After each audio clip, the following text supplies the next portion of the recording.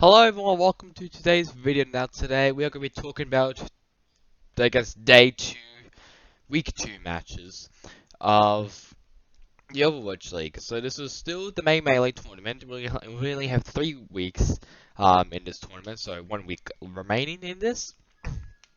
And this is, some results are pretty surprising. Well, not really surprising as week 1, but week 2 definitely confirmed some of our questions leading up to week 2, ending out from week 1. So it's the results from week 2.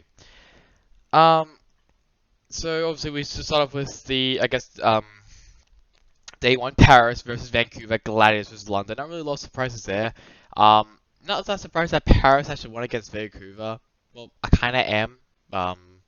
But I do think Paris has more. Definitely has more pieces. Like, it has much more better pieces than Vancouver. So Vancouver currently right now bottom of the leaderboard, 20th place in both NA and the whole standings. Currently 0-4 in the record, 4-12 with a -8 map differential. So Paris, they're now up to 11th, equaled with Shanghai Dragons with a 0 map differential. Gladiators London, I'm not really surprised about them getting 3-0'd by Gladiators, because Gladiators is the best team out of the two teams. If you wonder where they are currently in the standings, Gladiators is currently 8th overall in the standings with a 2-2 record and an 8-6 map differential, which makes it +2. London Spitfire is currently equal 17th place with Guangzhou and Boston. Currently 0-2 with a -6 map differential. So basically they've been 3-0'd every single time, which is painful obviously for a London fan. We go to the east now, and Chengdu 3-0's the New York Excelsior. Chengdu is currently 3rd actually in the standings with a 3-1 record and a +6 map differential with 10-4. New York Excelsior, I think they could have actually gotten a little more better. They basically just full rolled them. I actually watched this a bit, and they just full hold the New York Excelsior in Dorado, and also in Temple of Anubis. They didn't even get anything. So New York definitely didn't look too strong in that regard. New York currently 13th with only 1 win, as you can see, against the Hangzhou Spark with a 3-1 with a 3-1 record. Currently 13th place, 1-1 with a -1 map differential. Next up, it is the Philadelphia Future versus the Hangzhou Spark. Philly, I'm not really surprised that they won against that. I was expecting Hangzhou to put up a little more of a fight, but it still looks like Hangzhou is still sorting out some things. Philly is actually currently 1st in the overall standings, which also makes them 1st in the region as well in APAC. A 4-0 with a +9 map differential, 12-13. So Philly looks very dominant currently in this season. Hangzhou, a little bit at the outer end, 15th place, 0-2 with a -4 map differential. When I go to the next day, well, I guess the same day, but yeah, the next day, which is of the West Division, Houston beats out Paris. Not even that surprised. Houston has been on a tear recently. I already said what the record is. Paris, they're currently equal 11th. Houston is currently 2nd overall, which also makes them 1st in their region. With a 4-0 fashion, +7 map differential, 12-5. So Houston looks very dominant currently.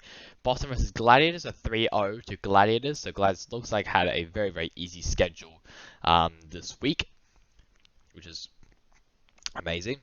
I already told you about the Gladiators are currently 8th place. Boston Uprising, they're currently equal 17th, just like I said earlier, by London, 0-2 with a -6 map differential. Washington versus Dallas. I'm very surprised Dallas shat the bed that much. It was very close, and to be honest, in Watchpoint and Eichenwald, but the Ilios and Hanamura, that's not even close. I could tell. But they could have played obviously differently. I haven't watched any of the highlights. I'm planning to watch some highlights today, or maybe at some point. But yeah. So Dallas, they're currently 7th place with a 2-2 record and a +2 map differential. Washington, however, they're currently equal 4th with the Florida Mayhem, a 2-0 +4 map differential. So Washington look really good this season, and I can definitely tell by the upgrades that they've had.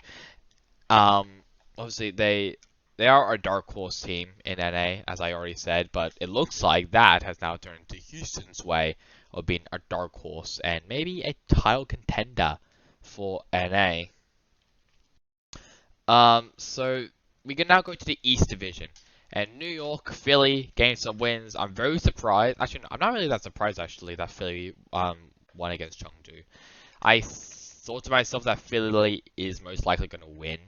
However, I expect the Chengdu to put up a much more of a fight.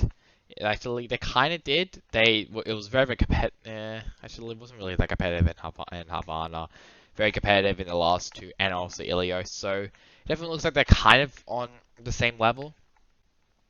But it's Chengdu. You don't really expect what they're going to do. I already said what they are currently in the standings. Also, I'll talk about the region standings shortly. But Philly and New York gained some wins, 3-1 and 3-1 both actually, in their respective matches. And the final day for the West, a 3-0 fashion to London. Now this one actually kind of shocked me. I expected London to maybe get a map off Houston. But as we look like here, it was a little bit close in Gibraltar and Hanamura, I guess. It was a 2-1. But Oasis, they just walked around them, just stomped on them. So Houston surprisingly looked very good. Boston versus Dallas 3-0, not really that surprise as well. Sky was very close, including Havana. The poll wasn't even close, so Dallas Dallas does look pretty good, but they may shut the bed. Just remember that they may shut the bed. And Vancouver versus Washington. I'm very surprised Vancouver actually got a map off Washington. Very shocked about that. Washington probably needs to basically 3-0 a lot of the teams. We now go to the week 3 matches, and this is what it looks like right here. So some of the teams are already done, like the Gladiators, Houston. I'm trying to have a look here. Chengdu. I think also Philly as well. Yeah, Philly. Vancouver's also done. I think that's about. I think that's about. No, also Dallas as well. Dallas is also done. So those teams are now done. Now for week 3, everyone else who don't have a full, basically just full matches played, they will be playing in this week. So to kick off the week, it will be Paris versus Atlanta, then Washington versus Boston. I think that's going to be going to Atlanta's way and Washington's way. For the East, Valiant versus Guangzhou. Now this is actually the battle for the last place in East because they are both 0-2. Valiant does have a better map record, -5 compared to -6 in Guangzhou. Not a lot, but you get it. So I think that is going to be the match of the day. I'll be honest, because that really determines who is the worst team in the East Division or the APAC Division. Seoul versus New York, and Shanghai versus Hangzhou. I'm gonna say Guangzhou is gonna win against Valiant. I'm gonna go Seoul and then Shanghai. I'll be very surprised if Hangzhou and New York wins their matches. Next up, Boston versus London, Shock versus Mayhem, and Toronto versus Washington. Now, just like Valley versus Guangzhou, the Boston and London one is going to determine who is the worst the second worst in the West Division. I think these teams are kind of very up in the air. They are almost in a level field, so I think it's most likely going to be like the Toilet Bowl. So yeah, it's gonna be the Twiller Bowl of this season. Boston versus London. It's gonna go all the way. I'm gonna guess. I'm going to give it to London though. However, Boston does have a lot. I'm gonna say a lot more talented players, but we'll give it to London just because of their team synergy. Shark versus Mayhem. This is also going to be a very, very tough match because Mayhem have been looking very, very, very good, and this is also Shark's redemption arc. So I'm going to probably going to give it a Shark, but it's going to be 3-1. I'm not going to say the score for anyone else. Toronto versus Washington. I think it's going to be very close, and I think it'll be to Washington's way. Next one, in East, Seoul versus Valiant, Guangzhou versus Hangzhou, and Shanghai versus New York. And I think it's going to be an easy Seoul win. The Guangzhou and Hangzhou one, that's probably going to be the match of the day. Just because of just how close these two teams are. I'm probably going to give it to Hangzhou. Guangzhou does have the firepower, but I think Hangzhou has more stability than the Guangzhou team. And Shanghai versus New York is probably going to go to Shanghai's way. And for finally, the West Division, Florida versus Paris, London versus Toronto, and Shock versus Atlanta. It's going to be Florida's way, Toronto's way, and I'm going to have to say, as I am an Atlanta fan, it hurts me to say this, but I am going to say the Shock. I think they are definitely better than Atlanta. I'll be even surprised if Atlanta actually gets a win off Shock. So yeah. That is about it. So let's just have a look at the standings of each region. So here we have Houston, Philly, and Chengdu have already advanced, so they just don't really care. Next up is actually an equal second with Florida, Washington, then Toronto, Dallas, and Gladiators.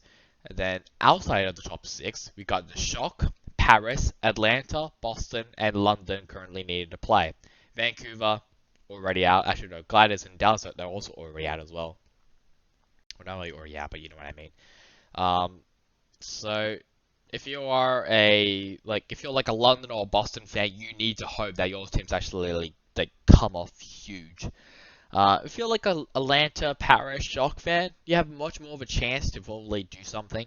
I think Atlanta is definitely better than Boston and Spitfire. So we just have to wait and see.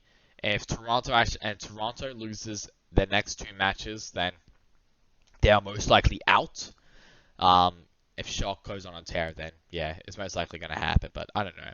For the East, obviously, just like I said, Philly and Chengdu are locked in.